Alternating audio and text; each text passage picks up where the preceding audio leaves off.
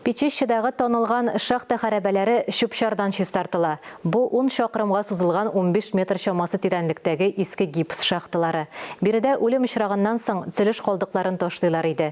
Экологлар бу урынны чистартуны таләп итте. Теманың дәвамы киләсе репортажда. Хәрәбәләр урынына 5 класслы куркыныч әйберләр, зур көн күреш калдыклары, нигездә матраслар, җиһазлар, агач материаллар ташланган. Экологлар беркетмә төзегән, җаваплы зат белән элемтәгә кергәннәр. Главой сельского поселения он проинформировал нас.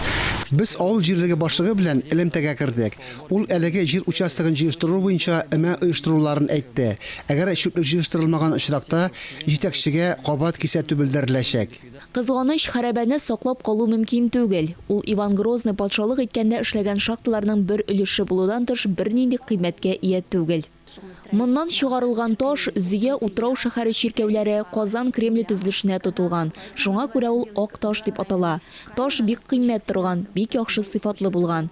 Вакыт узу белән бу ташны хәтта Бөек Ватан сугышы вакытында да баржалар белән Сталинградны торгызуга алып китәләр.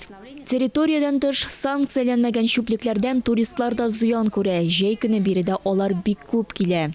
Менә бу чүпне ташлаган кешеләргә нәрсә әйтәсең инде? Хәзер кичекмәстән әлеге урынны чистартырга, тәртипкә салырга кирәк. В принципе, это очень плохо. Бу бик ямьсез күренеш. Табигый матурлык югала. Аңа бик күп зыян килә. Гади хакыйкать хәтта балаларга да аңлаешлы. Айзилә Батырханова, Булат Шакиев, Ленар Хабибуллин, Татарстан яңалыклары, Югары Услан районы.